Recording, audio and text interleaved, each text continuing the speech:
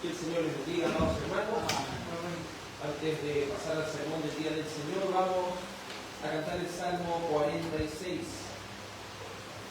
Salmo 46. La introducción al Salmo 46 dice de la siguiente manera: los buenos cantan aquí, qué confianza y seguridad tienen en todos los peligros, teniendo a Dios por su guarda. Entonces en este salmo cantamos la seguridad y la confianza que tenemos en el Señor en medio de todas esas adversidades que dan a nuestra vida. Teniendo este entendimiento, vamos a cantar al Señor. Salmo 46. Dios en toda nuestra flaqueza es nuestro amparo y fortaleza. Él es nuestro ayudador, presto en la tribulación. Por tanto nada temeremos, aun si la tierra movemos, hasta los montes traspasar, al corazón del hondo mar. Aunque sus aguas muchas bramen y con gran fiereza se turben, y tengan los montes temblor a causa de su gran fragor. Alegran del río las corrientes, la ciudad del gran Dios potente, las moradas de santidad. Todo el Altísimo está. Dios está en medio de ella, por ello no será movida. El gran Dios la ayudará cuando el alba clareará. Todas las naciones bramaron, todos los reinos titubearon, su poderosa voz se dio, y la tierra se derritió.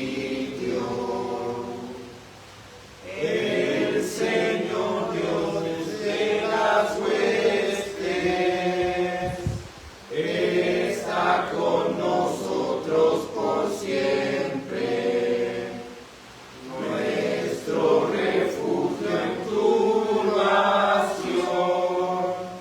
es el fuerte Dios de Jacob.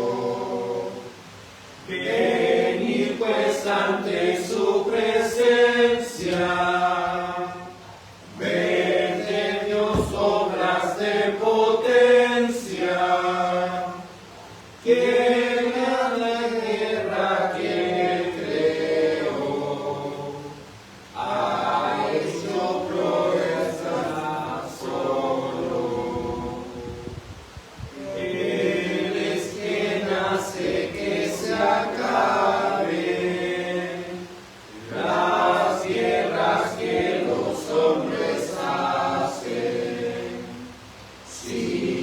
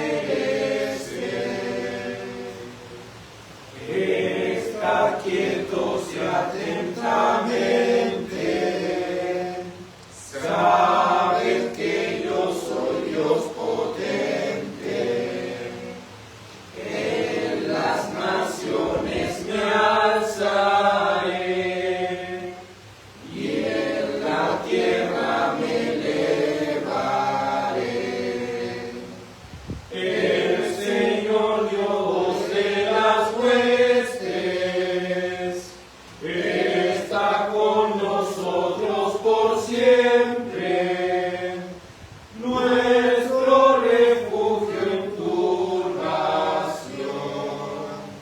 Este es el fuerte Dios de Jacob. A pesar de la adversidad, de todo lo que pueda atentar en contra de nuestra vida, sabemos que el Señor será nuestro amparo y nuestra fortaleza. Sabemos que de nada temeremos. Bueno, amados, en el Señor le invito a que vayamos rápidamente a la primera de Corintios, capítulo 2. Continuando con nuestro estudio de la segunda de Corintios. Primera de Corintios, capítulo 2. Dividiremos este mensaje en dos partes. Primera de Corintios capítulo 2, verso 1 al 16. Primera de Corintios, capítulo 2, verso 1 al 16. Leamos todos juntos, por favor, en el nombre del Señor. Primera de Corintios, capítulo 2, verso 1 al 16. Leamos todos juntos. Por eso, cuando fui a ustedes, hermanos, proclamándoles el testimonio de Dios, no fui con superioridad de palabra o de sabiduría, porque nada me propuse saber entre ustedes, excepto a Jesucristo y este crucificado. Estuve entre ustedes con debilidad y con temor y mucho temblor, y mi mensaje y mi predicación no fueron con palabras persuasivas de sabiduría, sino con demostración del Espíritu y de poder, para que la fe de ustedes no descanse en la sabiduría de los hombres, sino en el poder de Dios. Sin embargo, hablamos sabiduría entre los que han alcanzado madurez, pero una sabiduría no de este siglo, ni de los gobernantes de este siglo que van desapareciendo, sino que hablamos sabiduría de Dios en misterio, la sabiduría oculta que desde antes de los siglos Dios predestinó para nuestra gloria. Esta sabiduría que ninguno de los gobernantes de este siglo ha entendido, porque si lo hubieran entendido, no habrían crucificado al Señor de gloria, sino, como está escrito, cosas que ojo no vio, ni oído oyó, ni han entrado al corazón del hombre, son las cosas que Dios ha preparado para los que le aman. Pero Dios nos las reveló por medio del Espíritu, porque el Espíritu todo lo escudriña, aún las profundidades de Dios. Porque entre los hombres, ¿quién conoce los pensamientos de un hombre, sino el espíritu del hombre que está en él? Asimismo, nadie conoce los pensamientos de Dios, sino el Espíritu de Dios. Y nosotros hemos recibido, no el espíritu del mundo, sino el Espíritu que viene de Dios, para que conozcamos lo que Dios nos ha dado gratuitamente, de lo cual también hablamos, no con palabras enseñadas por sabiduría humana, sino con las enseñadas por el Espíritu, combinando pensamientos espirituales con palabras espirituales. Pero el hombre natural no acepta las cosas del Espíritu de Dios, porque para él son necedad y no las puede entender, porque son cosas que se disciernen espiritualmente. En cambio, el que es espiritual juzga todas las cosas, pero él no es juzgado por nadie. Porque ¿quién ha conocido la mente del Señor para que lo instruya? Pero nosotros tenemos la mente de Cristo. Amén. Amado Padre Celestial, las Sagradas Escrituras ya han sido leídas en esta tarde. Ahora le ruego y le suplico, Padre amado, que me permita interpretarlas para tu gloria y para tu honra, Señor, para que tu pueblo sea edificado por amor de tu santo nombre. Ayúdanos, Señor, a que tu santa palabra sea llegando, Señor, a nuestros corazones y a nuestras almas. Permítenos, Señor, engrandecerte, reconocerte, Señor, y también ser edificados, confrontados por esta santa palabra. Señor, háblanos, porque necesitamos que tu Espíritu Santo nos hable, Señor. Reconozco mi debilidad, reconozco, Señor, la total dependencia que tengo del Espíritu Santo, porque si no fuera así, Señor, tú no serías glorificado. Ayúdanos, Señor, a entender con precisión esta santa palabra. En el nombre de Jesús, amén.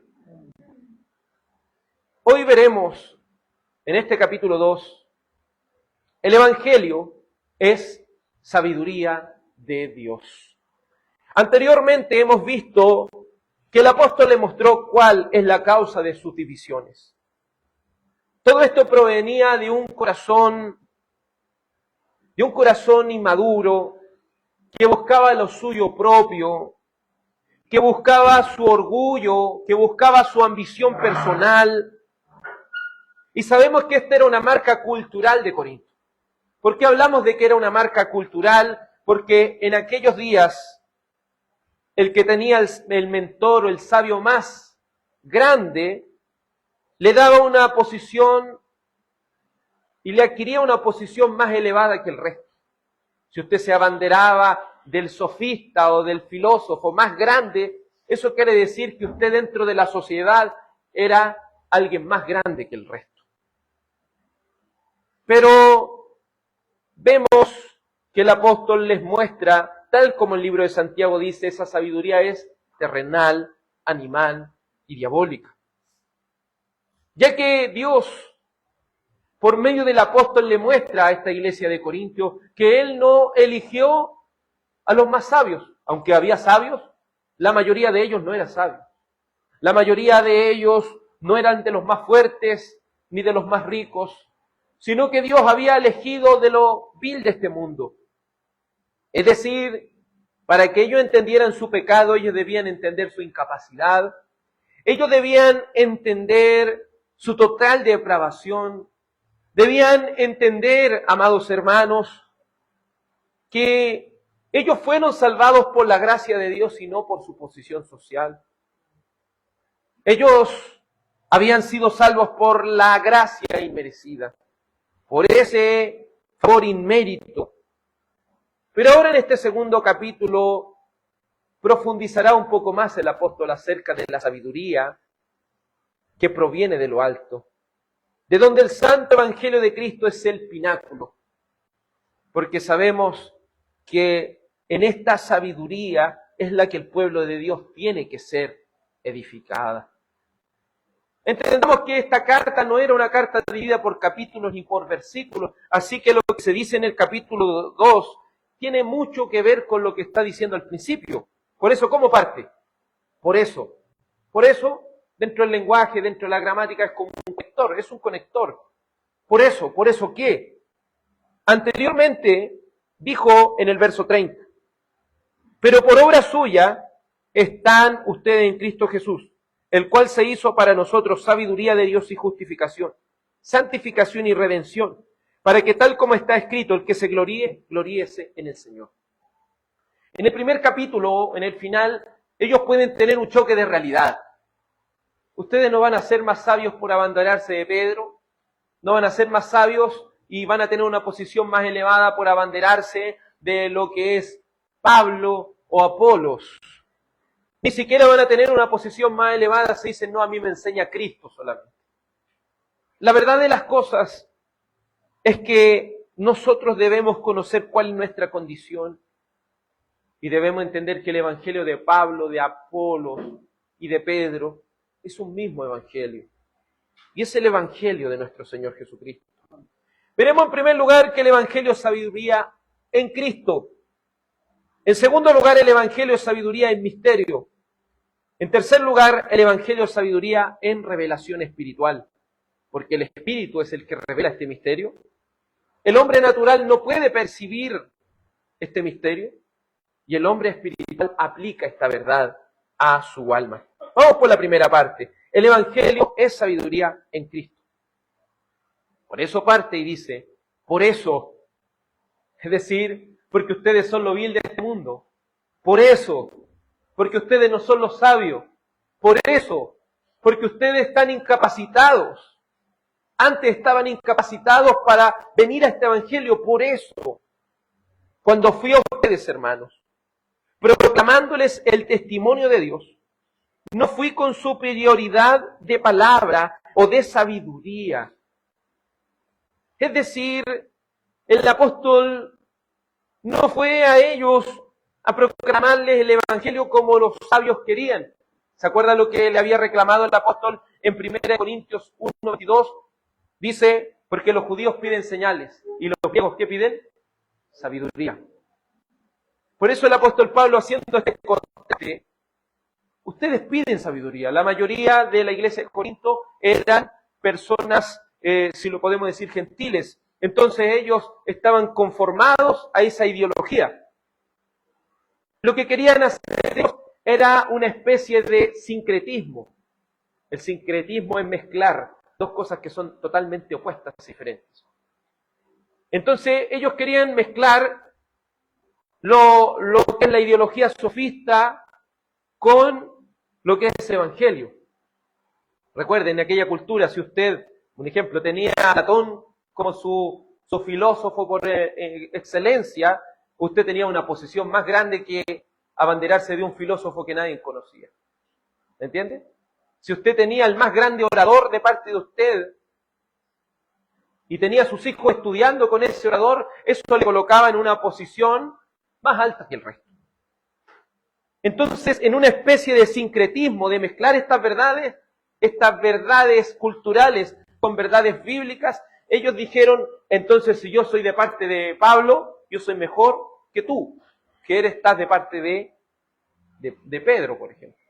Yo soy mejor que tú porque yo estoy de parte de Apolos, es un filósofo más prominente, más elocuente. Pero ese sincretismo de querer conseguir esa posición social, de moverse de esa forma, no era nada más que no entender de lo que verdaderamente trata esto. Junto con este estudio estoy leyendo un libro con respecto a lo que era el entorno cultural de Corinto. ¿Y sabe por qué el apóstol Pablo dice que cuando fui a ustedes no fui con superioridad de palabras? ¿Por qué le dice eso? Porque le está sacando la mente de lo que era abanderarse de un sofista. Porque estaban comparando al apóstol Pablo como un filósofo, como un sofista. ¿Por qué? Porque todo hacía, de alguna forma apuntaba a eso. Se lo voy a explicar de una mejor forma. El apóstol Pablo, si se pudo parar anteriormente, en el libro de Hechos lo expresa, en el capítulo 17, él se para en Atenas, en un aerópago.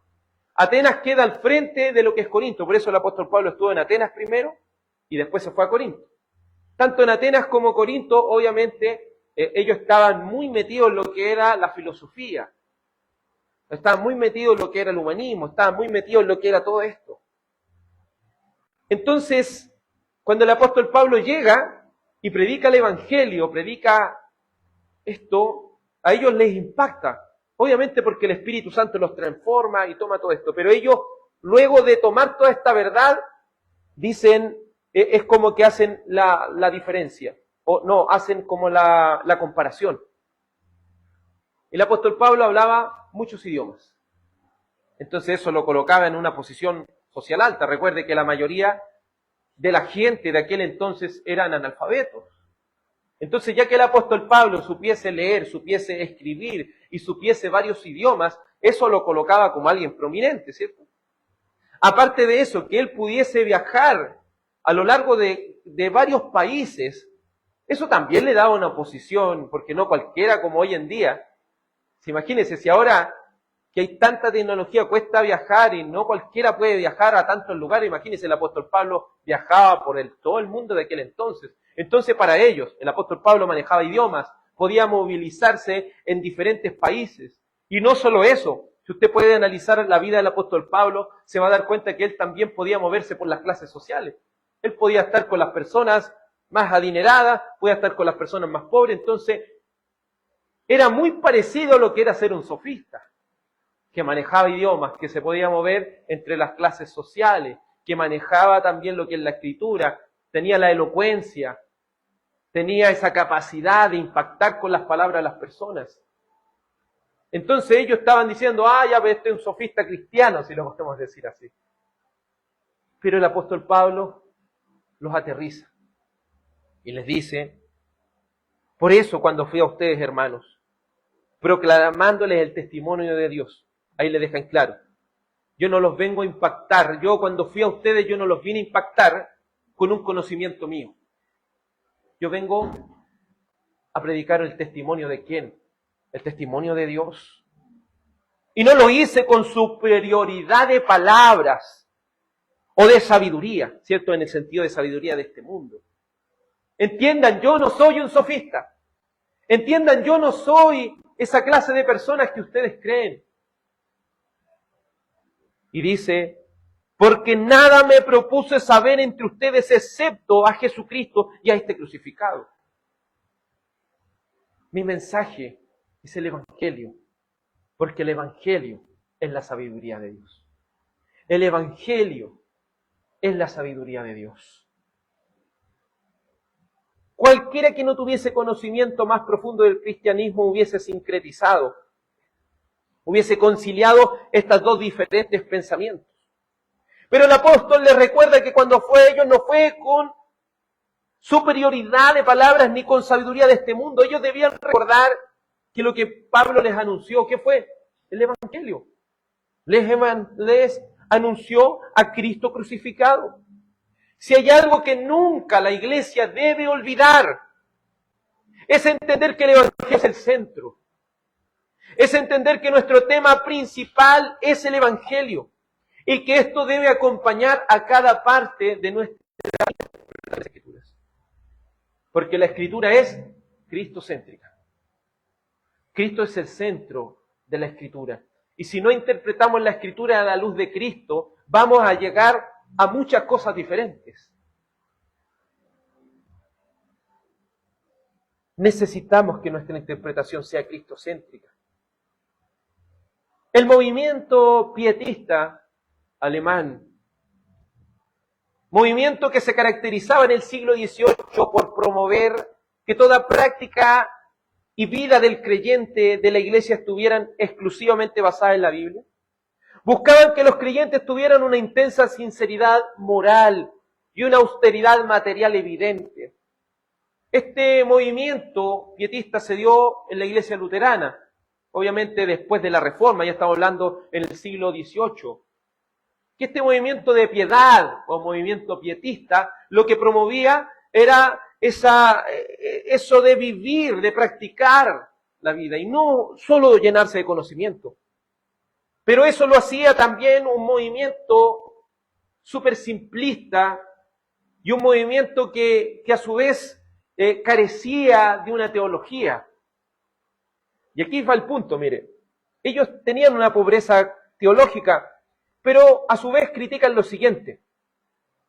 Los ministros jóvenes, es decir, ministros luteranos, los ministros jóvenes que volvían a sus púlpitos en sus poblaciones, al regresar de su educación teológica, escribieron, eran ineptos como predicadores. Estaban trayendo al púlpito no la pura teología bíblica, sino una teología de escuela que ni ellos ni sus iglesias podían entender. ¿A qué voy con esto?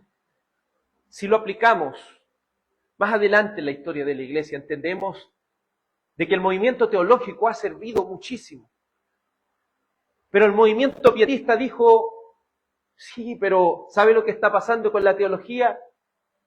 Es que se está apartando tanto del Evangelio que cuando ellos los van a predicar al púlpito la gente no entiende lo que están hablando. ¿Entiendes?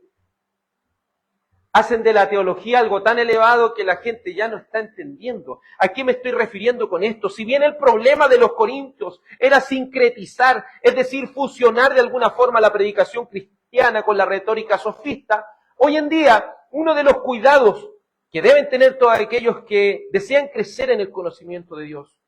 Y así estudiar la teología es que no deben perder de vista que el corazón de la teología, ¿qué es? El Evangelio, es Cristo.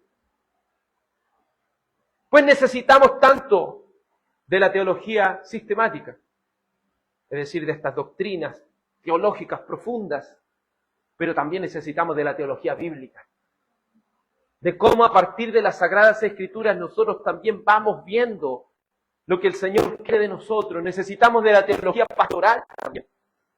Esa teología que nos confronta y que no solamente nos mueve a lo que se hacía en tales siglos o de lo que dice esta profundidad de las doctrinas. Necesitamos entender que el corazón de todo esto es el Evangelio. Porque si no tendremos casi el mismo problema de los corintios. Queriendo ser sabios, se hicieron necios. Queriendo creerse más que los demás, se estaban alejando de lo más importante. Entiendan, dijo el apóstol Pablo, yo no soy un sofista. Yo no vengo a impactarlos con mi retórica. Yo vengo a predicarles a Jesucristo ya esté crucificado. No debemos olvidar jamás que somos pecadores y merecemos el juicio de Dios. Y que es imposible que seamos salvos cooperando con nuestras propias fuerzas alcanzando esta salvación. Sino que el único redentor de los elegidos, ¿quién es? Es nuestro Señor Jesucristo. Por eso el tema de la central de la Biblia es el plan redentor de Dios para el hombre. Y la persona central es Jesucristo.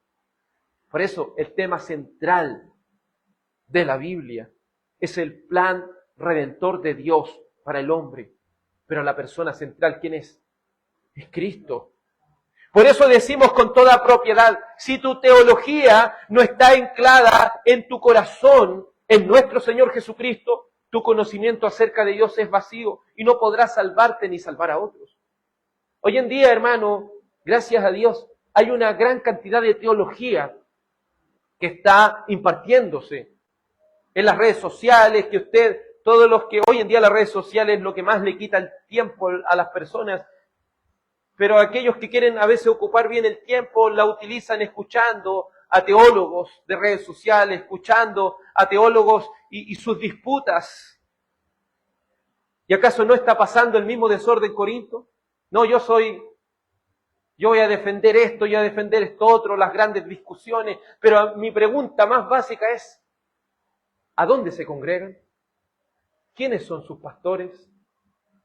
¿Verdaderamente creen en el Evangelio? ¿Se fija?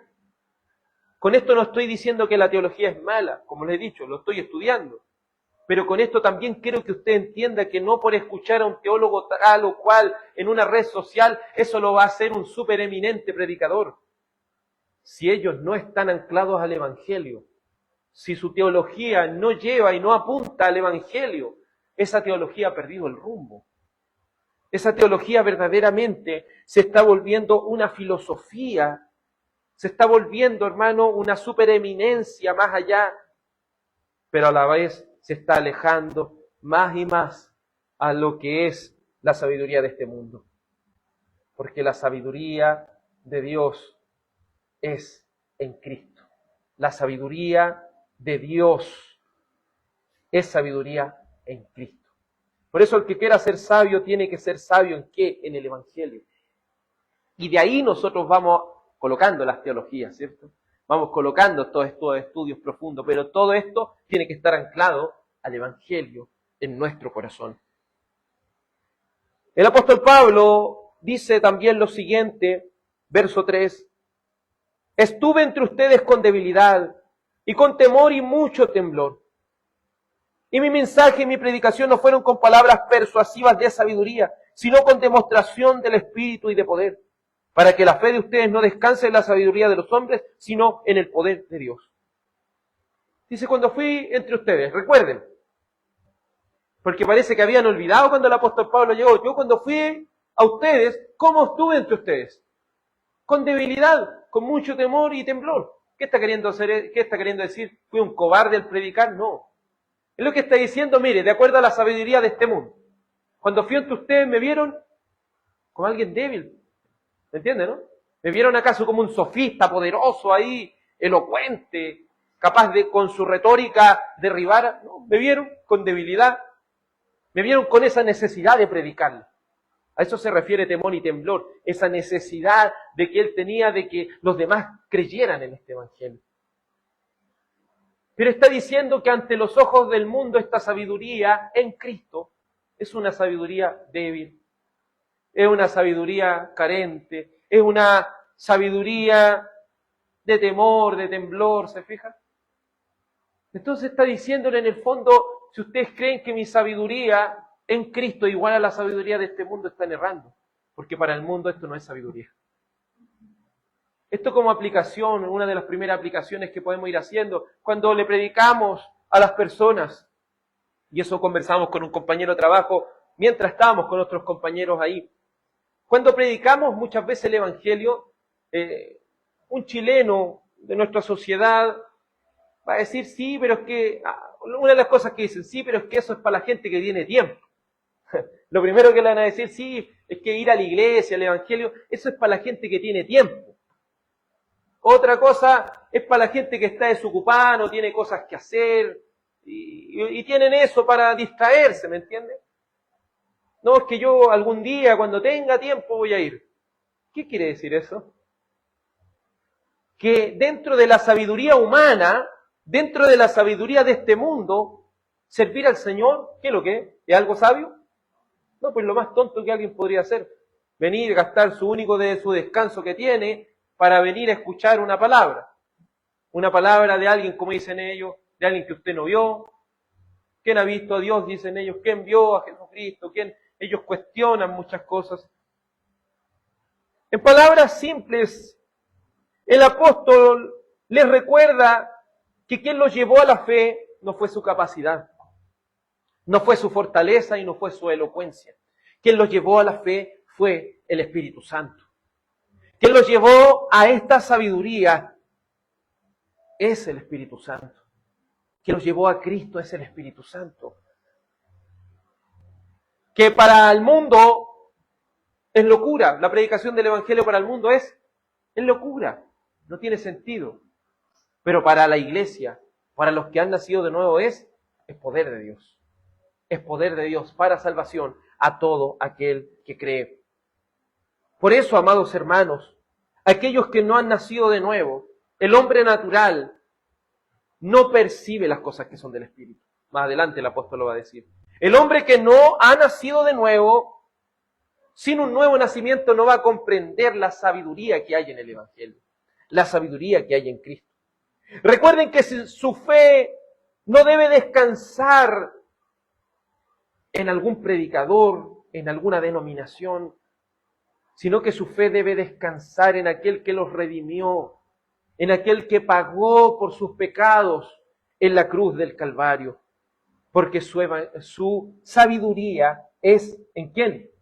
En Cristo. Por eso el apóstol dijo, yo no me propuse predicar otra cosa que a Jesucristo y a este crucificado. Ese es el tema principal del Evangelio. Él no está diciendo que ignora la teología, es decir, el conocimiento acerca de Dios, sino que está diciendo enfóquense en el corazón y de ese corazón vayan expandiendo las demás cosas. Pero si ustedes expanden las demás cosas sin entender que lo que afirma todo lo demás de vuestro conocimiento es el Evangelio. Recuerden que su fe no debe descansar en las cosas de este mundo, sino solo en la obra redentora de aquel que los justificó, los santificó y también los redimió. No solo el Evangelio es sabiduría en Cristo. Del verso 6 en adelante nos mostrará que también el Evangelio es sabiduría en misterio. ¿Qué es lo que es misterio sino algo que está oculto, algo que no ha sido revelado, algo que está encubierto? El Evangelio es sabiduría, pero es una sabiduría en misterio, es una sabiduría oculta. Por eso la gente que usted le habla del Evangelio y encuentra que es una locura, es algo que no tiene sentido, la persona que cree eso, es normal que lo crea porque esta sabiduría es un misterio. ¿Me entiende? Porque la sabiduría del Evangelio está encerrada en misterio. Mire lo que dice el verso 6. Sin embargo, hablamos sabiduría entre los que han alcanzado madurez, pero una sabiduría no de este siglo, ni de los gobernantes de este siglo, que van desapareciendo, sino que hablamos sabiduría de Dios en misterio, la sabiduría oculta que desde antes de los siglos Dios predestinó para nuestra gloria. Entonces, ¿la sabiduría para quién es?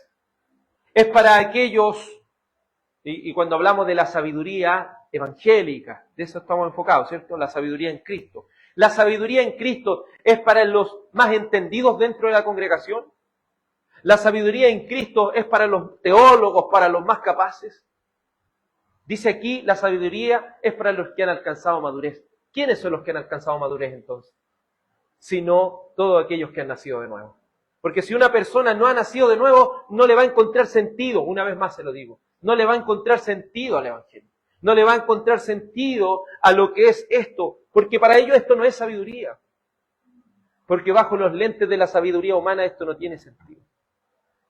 Pero cuando este misterio es revelado a los que han alcanzado madurez, es decir, cuando este misterio se revela por medio del Espíritu Santo a aquellos que han nacido de nuevo, todo tiene sentido. Porque ya eso que estaba encubierto ahora ha sido descubierto y usted puede ver la supereminente grandeza del poderoso y maravilloso Evangelio de Dios, que es poder para salvación a todo aquel que cree. Esta sabiduría es para los que han alcanzado madurez, es decir, para aquellos que han nacido de nuevo, para aquellos que verdaderamente pueden contemplar las abundantes riquezas de la gracia de Dios en Cristo Jesús. Porque la sabiduría es en Cristo, ¿sí? Pero es una sabiduría que debe revelarse. Y se revela en el Evangelio, pero solamente aquellos que han nacido de nuevo. Por eso, amados hermanos, no es solo ir a predicar el Evangelio, sino oramos de que en este Evangelio que estamos predicando el Espíritu Santo toque los corazones, no sirve de nada. Usted quizás le está hablando a su familia, le está hablando a sus compañeros de trabajo, le está hablando a las personas que están a su alrededor, pero mi pregunta es, ¿usted oró primero? ¿Oró en ese día? No puede decir es que ayer oré. ¿Oró ese día? ¿Por ese momento? ¿Oró para que el Espíritu Santo haga conforme su voluntad? ¿O llegó y habló? Porque recuerde, a veces como cristianos creemos que llegar y hablar. Recuerde, no es su elocuencia, no es su poder de convencimiento. Es el Espíritu Santo. Somos dependientes. El único que puede revelar este misterio que estaba oculto es el Espíritu Santo. La sabiduría de Dios era un misterio. ¿Desde cuándo? Dice, desde la eternidad.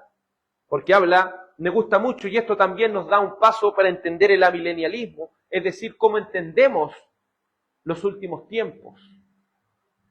Esto también, aquí haciendo un pequeño paréntesis. Aquí se habla de ¿cuántos siglos?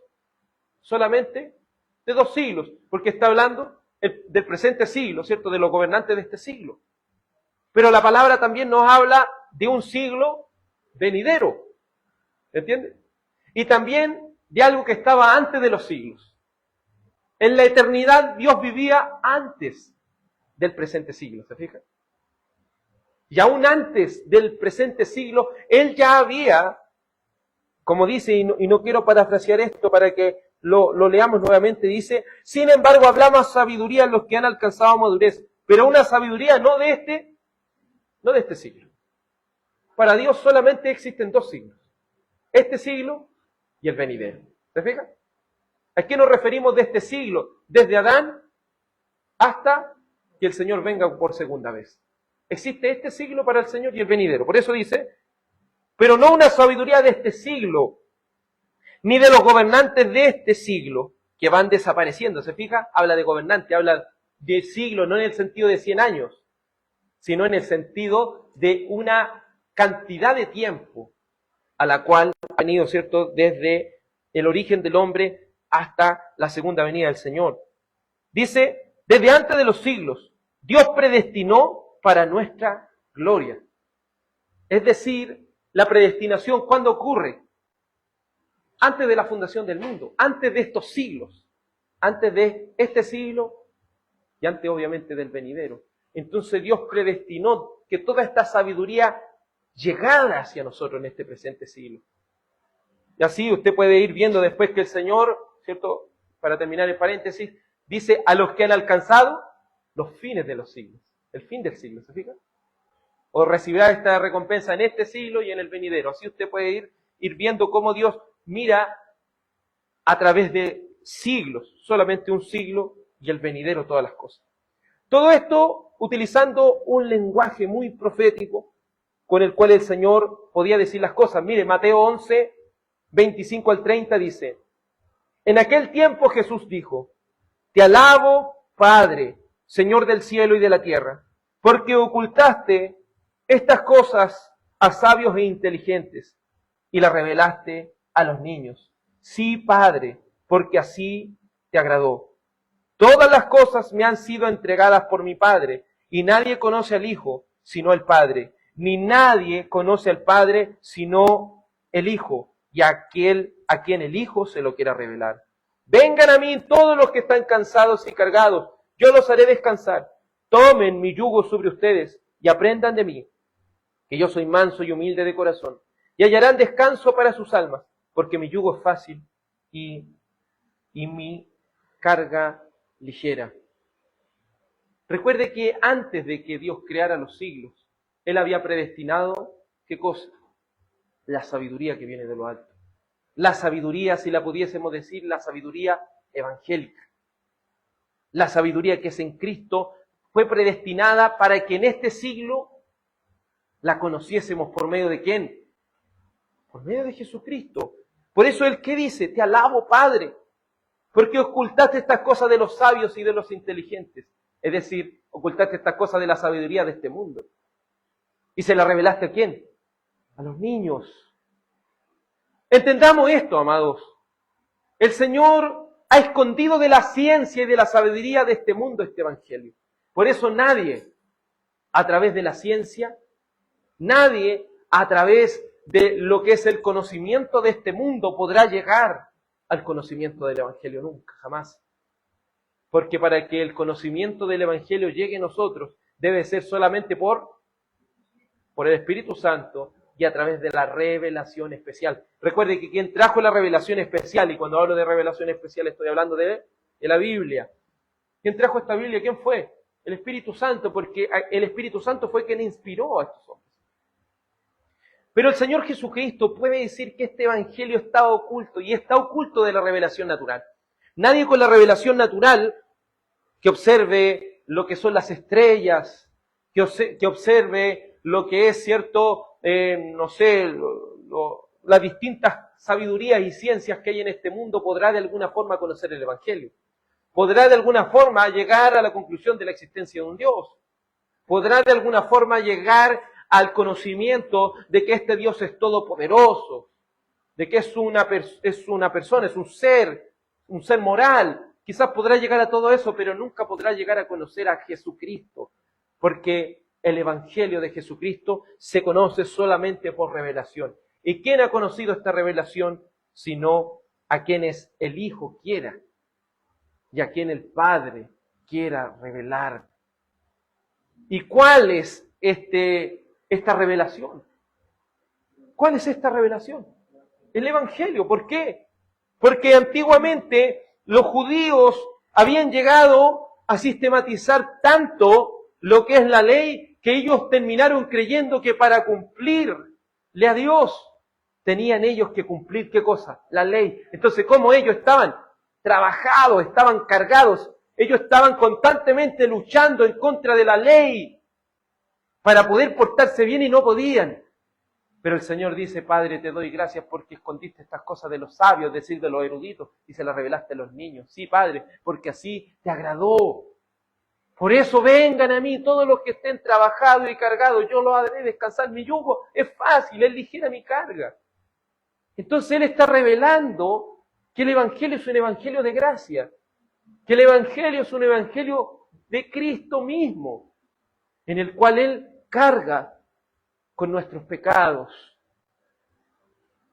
Pero esta revelación es que solo por medio del Hijo de Dios podemos ser redimidos de nuestras culpas, las cuales nos agobian y nos cansan. Y como sigue diciendo la Escritura en 1 Timoteo 3:16, ¿qué es lo que dice? E indiscutiblemente, grande es el misterio, nuevamente. Grande es el misterio de la piedad. Pero ¿cuál es ese misterio? Dice, Él fue manifestado en carne, vindicado en el Espíritu, contemplado por los ángeles, proclamado entre las naciones, creído en el mundo, recibido arriba en gloria. Entonces vemos que este misterio, que algunas personas se pueden quebrar la cabeza, ¿cuál es el misterio? Este misterio es el Evangelio. El Evangelio que se ha revelado en la persona de Jesucristo. Antes, los judíos, la iglesia, ¿cierto?, del Antiguo Pacto, o la iglesia del Antiguo Testamento, ellos veían todas las cosas con figuras y sombras, veían un cordero, veían un templo, veían todo este tipo de ceremonias, pero cuando viene Cristo, Él es la figura misma de las cosas. Él es el Evangelio. En ese tiempo ellos veían por medio de figuras y sombras el Evangelio, pero ahora Jesucristo dice, Él es el Evangelio. Por eso el apóstol Pablo, inspirado por el Espíritu Santo, dice, grande es el misterio de la piedad, es indiscutible. Él, es decir, Cristo fue manifestado en carne. Cristo se encarnó, el Mesías se encarnó, el Mesías, el Hijo de Dios, tomó un cuerpo humano. ¡Qué glorioso misterio que había sido oculto y que ninguno de los grandes sabios y gobernantes de este siglo pudo comprender! Que el Hijo de Dios se hizo hombre y el Espíritu Santo hizo que su naturaleza humana sea pura y santa, preservándola del pecado original y la mancha. Y descendiendo sobre él en el bautismo, testificando así que era el Hijo de Dios. Y por los milagros forjados por su poder, lo que resultó fue que Jesús fuera el Mesías contra todos los que lo rechazaron. En su ministerio lo reivindicó el Espíritu Santo de todos los acusadores falsos que se arrojaron sobre él. Entonces vemos que su divina naturaleza, en distinción de su carne o naturaleza humana, en que se manifestaba y se dispuso para la muerte por los pecados de su pueblo, que se cargó sobre él y llevó él, por los elegidos para su redención, fue también declarado ser el Hijo de Dios. Y siendo resucitado de entre los muertos, fue justificado y absuelto de todos los pecados de su pueblo. Y fueron justificados en él, y él ha hecho plena satisfacción a la justicia para ellos. Porque indiscutiblemente grande es el misterio de la piedad. Él fue manifestado en carne. Y dice, vindicado por el Espíritu Santo. ¿Qué es lo que le leí recién? ¿Qué significa que Él sea vindicado por el Espíritu Santo? Es que el Espíritu Santo lo que hizo es testificar que no solamente Él era un humano, sino que Él es Dios hecho hombre. Es el Hijo de Dios hecho hombre. El Espíritu Santo lo vindicó, atestiguó que Jesucristo no solo es el Hijo de Dios, sino que Él es el Hijo de Dios sin pecado. Atestiguó de que Él pagó por nuestros pecados. Lo vindicó con aquella, por eso es tan importante la predicación del Evangelio y la resurrección. Porque en la resurrección el Espíritu Santo es quien lo resucita a Cristo de entre los muertos y atestigua de que Él es el Rey de Reyes y Señor de Señores. Atestigua de que Él es el Hijo de Dios, verdadero Dios y verdadero hombre. Entonces vamos viendo, amados hermanos, cómo la bendita y maravillosa sabiduría de Dios revelada en el Evangelio de nuestro Señor Jesucristo es un misterio muy grande. Es un misterio que ahora ha sido revelado, pero que solo aquellos nacidos de nuevo pueden abrazar y contemplar. Pueden gustar y aferrarse de esta gran salvación. Por eso Colosenses 1:26 al 27 dice, es decir, el misterio que ha estado oculto desde los siglos y generaciones, pero que ahora ha sido manifestado ¿a quiénes? A sus santos. A estos Dios quiso dar a conocer cuáles son las riquezas de la gloria del misterio entre los gentiles. Gócese, hermano, porque este misterio que había sido oculto por las generaciones ahora ha sido revelado a sus santos, para que ustedes puedan conocer las abundantes riquezas de la gloria de Dios. que es en Cristo, en ustedes, la esperanza de la gloria de Dios. Por eso esta revelación se recibe, y lo vamos a ver la próxima semana, por el Espíritu Santo. Porque ¿quién nos une a Cristo? El Espíritu Santo. Esa fue lo que el Señor oró en Juan 17, que estemos unidos, pero que a la vez Él también enviaría ¿a quién? Al Espíritu Santo. El Espíritu Santo nos une a Cristo, nos une en su muerte, nos une en su resurrección. El Espíritu Santo es maravilloso para nosotros porque al unirnos a Cristo nos hace herederos de estas grandes promesas. Pero a veces el cristiano, hermano, no quiere entender este misterio. Es que estoy cansado espiritualmente. ¿Acaso Él nos ha dicho que es nuestra fortaleza? Es que tengo temor de tantas cosas. ¿Acaso Él no es tu amparo? ¿Acaso Él no te ha dado de nuevo para predicar esta palabra? Hay muchas cosas que tú tienes. Es que el pecado me ha vencido. ¿Acaso no saben que han sido libertados del pecado? El Señor los ha hecho libres. Entonces hay muchas cosas que estamos desconociendo cuando no nos abrimos a entender este misterio que Él ya nos ha revelado. Gracias a Dios, porque este misterio que ha sido revelado a nosotros, a los pobres en espíritu, sin merecerlo, Él nos ha provisto de las riquezas de su gloria, pues estamos unidos a Cristo por el Espíritu Santo. El Hijo de Dios es nuestra esperanza de gloria. Por eso el apóstol Pablo ahora, en este capítulo 2, verso 8, dice: esta sabiduría que ninguno de los gobernantes de este siglo ha entendido. ¿Se fija? ¿Qué gobernante, qué persona? Un gobernante tipifica una persona que tiene a su disposición todo el conocimiento, tiene a su disposición todos los asesores posibles, tiene a su disposición personas que hasta piensen por él. Pero aunque todo eso sea cierto, esta sabiduría que Dios ha revelado a los pobres en espíritu, ellos no la pueden entender. Se fija, hermano, ¿no? Usted podría tener los mejores profesores, pero si el Espíritu Santo no está en su vida, usted jamás podrá aferrarse a esta gran verdad. Intelectualmente podrá comprender que Jesucristo murió por sus pecados, pero nunca podrá experimentar verdaderamente ese perdón en su alma, el cual ninguno de los gobernantes de este siglo ha entendido. Porque si ellos lo hubieran entendido, nunca hubiesen crucificado a Jesucristo. Así la palabra de Dios relata en la Escritura cómo los gobernantes no entendieron este misterio. Tenemos a Herodes en Mateo 2, donde dice, verso 1 al 4, después de nacer Jesús en Belén de Judea, en tiempo del rey Herodes, unos sabios del oriente llegaron a Jerusalén, preguntando, ¿dónde está el rey de los judíos que ha nacido? Porque vimos su estrella en el oriente y lo hemos venido a adorar. Cuando lo oyó el rey Herodes se turbó y toda Jerusalén con él. Entonces el rey reunió a todos sus principales sacerdotes y escribas del pueblo y averiguó de ellos de dónde había nacer el Cristo. ¿Se fija? Él tenía a su disposición todas las cosas, pero él no sabía. Unos sabios del oriente sabían por revelación estas cosas y él no lo sabía. Porque si los gobernantes hubieran sabido, nunca hubieran crucificado al Cristo de la gloria. También no lo entendió Pilato. Juan 18:33 dice, Pilato volvió a entrar al pretorio y llamó a Jesús y le preguntó, ¿eres tú el rey de los judíos?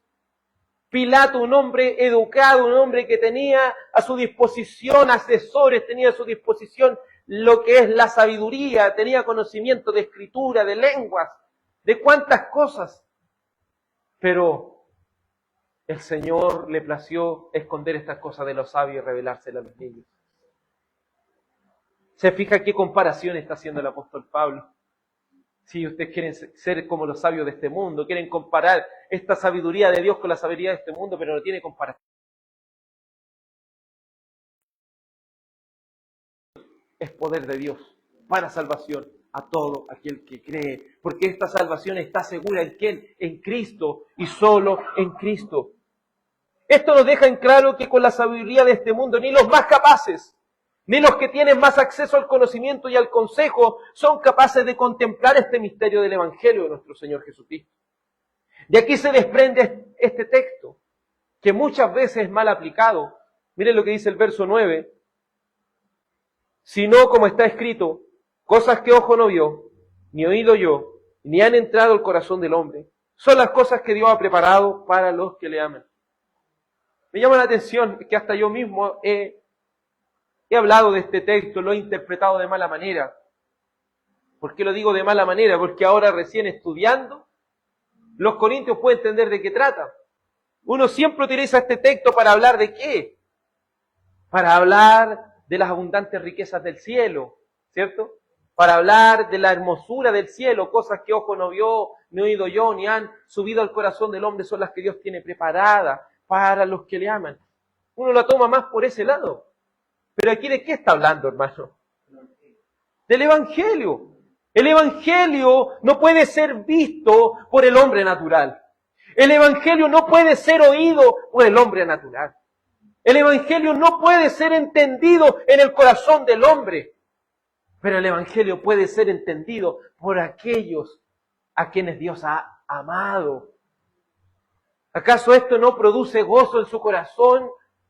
Hay tanta gente capaz en este mundo y Dios lo eligió a usted para que comprendiese este maravilloso y santo y poderoso Evangelio de gracia. Hay cuántas personas en religiones que lo único que lo llevan es a destruir su personalidad, a destruir su mente y su corazón. Lo lleva a la amargura de su alma. Pero aquellos que han abrazado por revelación de amor estas abundantes riquezas de su gracia, ¿qué han hallado? Sino descanso para su alma, sino perdón y gracia. Ese es el contexto. Esto está hablando acerca de la incapacidad que el hombre tiene. Está tan depravado totalmente que es incapaz de oír, de ver, de entender en su corazón este maravilloso evangelio de la gracia. Tú que no has nacido de nuevo, creerás que no tiene lógica seguir y creer en alguien que ha sido crucificado hace más de 2000 años atrás. ¿Crees que no es cuerdo creer que su muerte es capaz de perdonar todos nuestros pecados y así redimirnos al estar unidos por el Espíritu Santo a Él? Si está dentro de tu mente hoy esto, suplica por tu alma. Ruega a Dios que te permita por medio del Espíritu Santo conocer y creer en este maravilloso misterio del Evangelio de Cristo. Y tú que crees que con tu elocuencia o tu sabiduría humana y egoísta, de un corazón no enseñable, y que crees que así agradas a Dios, reconoce tu pecado, reconoce que dependes solamente del Espíritu Santo. Tú, cristiano, hijo de Dios, gózate y alégrate de que Dios por su gracia te reveló este misterio que había sido oculto desde antes de los tiempos. Gózate, porque nunca por tus fuerzas hubieses podido abrazar este santo evangelio. Gózate por creer, comprender y atesorar este precioso y santo evangelio de la gracia de Dios revelada en Cristo Jesús. ¿Acaso no produce una profunda alegría en nosotros el conocer esto, amado? El que diga, no, es que el evangelio todos lo sabemos. De verdad, hermano, que he escuchado un montón de gente diciendo eso. Es que ¿para qué vamos a predicar del evangelio si ya todos lo sabemos? Y usted le pregunta qué es el evangelio y no saben. Eso es lo más triste. Eso es lo más triste, pero a la vez un motivo de gran gozo para nosotros. ¿Crees que has sido perdonado por la gracia de Dios? ¿Crees que Él ha perdonado todos tus pecados pasados, presentes y futuros? ¿Crees de todo corazón que el Señor te ha dado y eres heredero de las abundantes riquezas de su gracia? Afírmate en sus promesas. Confía en el Señor de todo tu corazón. Oremos. Amado Padre Celestial, la sabiduría de este mundo muchas veces es atractiva y atrayente a nuestro pecado. La sabiduría de este mundo muchas veces ha querido sincretizar y coquetear con el cristianismo. Ahora, Señor, en un momento en el cual tenemos acceso a tanto conocimiento, a tanta sabiduría, no debemos olvidar que es el Evangelio el centro de esta sabiduría, de la cual se desprende todo el conocimiento de Dios. Esta sabiduría que ha sido oculta por generaciones, pero ahora ha sido revelada a sus santos por medio del Espíritu Santo. Señor, sigue revelando en este Coltauco. Sigue revelando, Señor, tu santo evangelio en nuestras familias. Siga, Señor, revelando tu santo evangelio en nuestros trabajos. Siga, Señor, revelando este santo evangelio, Señor, a esta sexta región. Siga, Señor, revelando este santo evangelio en este país llamado Chile, Señor. Siga revelando este misterio que había sido oculto al mundo entero, Señor. Siga revelando, oh Dios santo, este misterio que ha sido oculto de los gobernantes, de los entendidos y sabios de este mundo, porque tú le has revelado estas cosas a los pobres en espíritu. Señor, gracias, porque nos permites cada vez descansar en tu perdón, descansar en tus promesas, porque usted con este sufrimiento que ha padecido en la cruz, por su muerte y resurrección podemos hallar el perdón total de nuestros pecados. Ayúdanos, oh Espíritu Santo, a ser como Cristo. Te rogamos todo esto, Padre, en el nombre de tu amado Hijo Jesús. Amén y amén. Vamos a cantar el maravilloso Salmo 16. Salmo 16.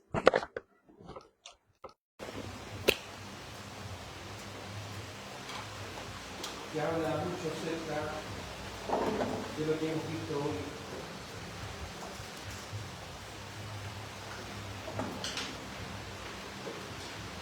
Dice así: David pide socorro a Dios, alegando su fe y no sus obras, las cuales confiesa no ser nada ante Dios. Después protesta que tiene en horror toda idolatría y toma a Dios como su todo, estando tan asegurado de que su oración será escuchada, que da gracias a Dios.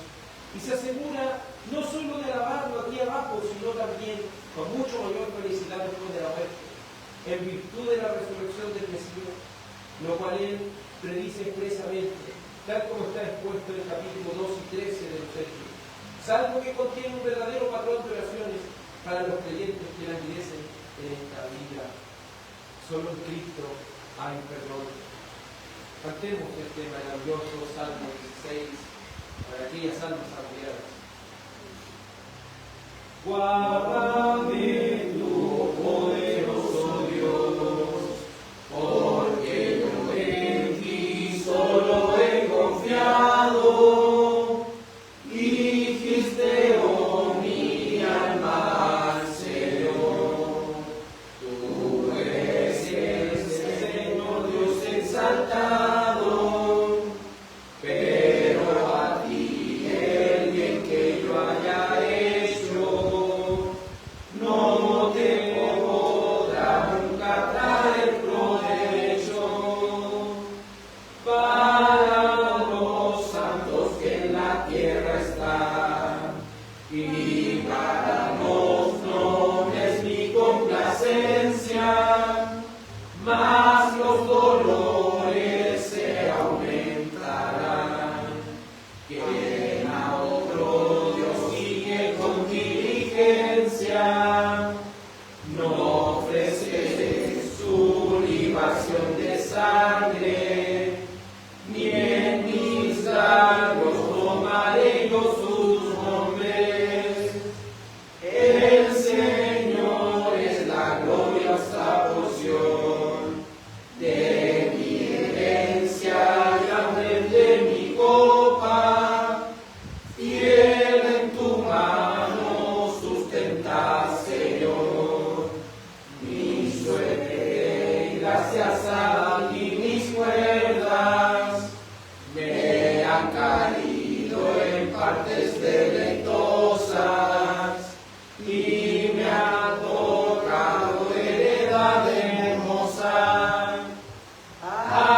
Dios que me aconseja lo haré.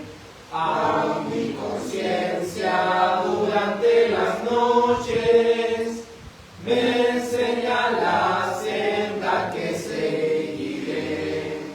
Al eterno yo he puesto siempre, delante de mí a mi Dios cansado, con nada estaré yo agitado, por tanto se alegró mi corazón, y mucho mi gloria será gozado, si también mi carne sin turbación, confiadamente habrá reposado, porque no dejarás lesión mi alma, ni llegará corrupción tu santo verán. Tú la senda me harás conocer, la senda de la vida venturosa. En tu presencia, oh Dios, yo pensé que hay plena felicidad gloriosa y un sinfín de deliciosos goces se encuentran en tu diestra para siempre. El Señor es nuestra deliciosa voz. Sabemos que sus pueblos han caído en un lugar espacioso porque tenemos una bendición superabundante de gracia en nuestros corazones. No tenga, no siga teniendo esa amargura que produce el pecado, sino descanse siempre del Señor. Porque el que pagó el gran precio fue Él y no usted. Usted solamente abraza esa gracia, confía en la gracia de nuestro amado Salvador. Oremos y en su rostro para recibir la bendición. Que el Señor, oh pueblo de Dios, te guarde y tenga misericordia de ti. Que el Señor haga resplandecer tu rostro sobre ti. Que el Señor alce sobre ti su rostro y te dé paz. Pueblo del Señor, sé bendito en el nombre del Padre, y del Hijo, y del Espíritu Santo. Amén. Que el Señor les bendiga y que tengan un muy fin de día.